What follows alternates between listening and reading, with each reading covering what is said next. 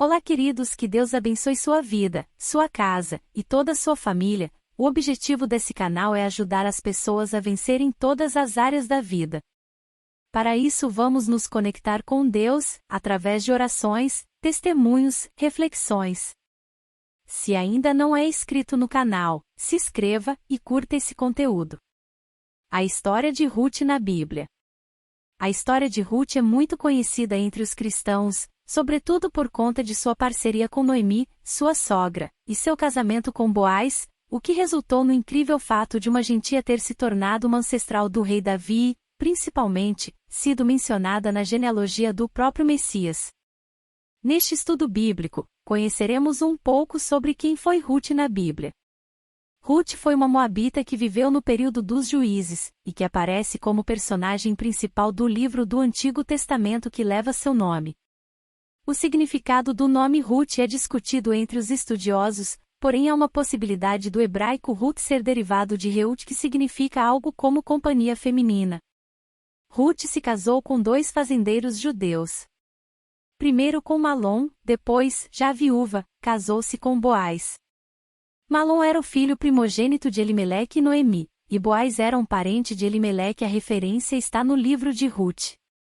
O relato bíblico nos revela que os 2 filhos de Elimeleque se casaram com mulheres moabitas. Elimeleque e sua família eram israelitas vindos de Judá, e partiram para Moabe durante um período de fome.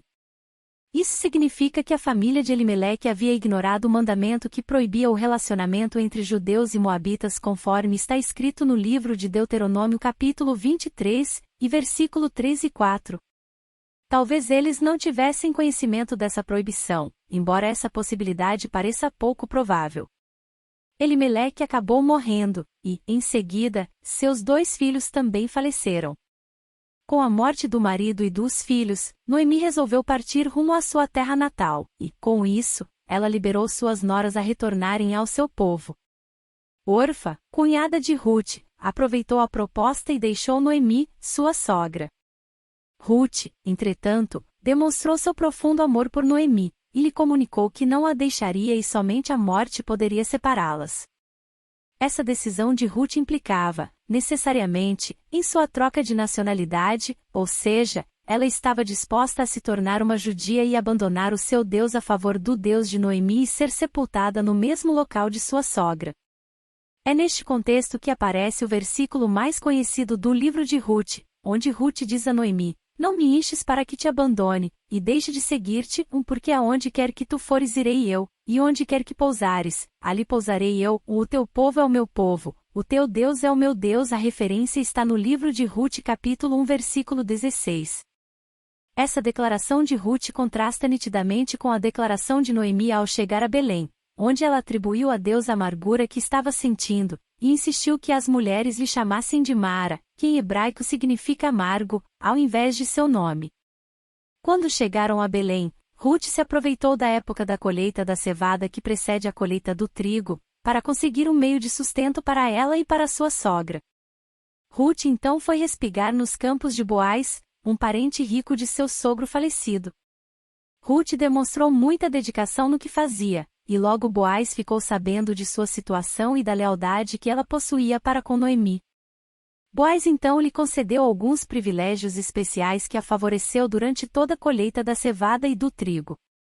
Mais tarde, Noemi instruiu Ruth a ir à eira durante a noite, a fim de persuadir Boaz a se tornar um parente remidor, ou seja, aquele que poderia comprar a propriedade de Elimeleque, Malom e Quilion, e, apelando para o casamento levirato, se casar com Ruth. Boaz consentiu com a proposta de Ruth, e a enviou de volta para casa com um presente de 6 medidas de cevada. Entretanto, havia um parente mais próximo do que Boaz, e este deveria declinar de seu direito para que Boaz pudesse casar-se com Ruth. Então, na presença de 10 anciãos da cidade, foi oferecida ao parente mais próximo de Noemi a oportunidade de redimir um terreno que pertencia a Elimeleque e se casar com Ruth.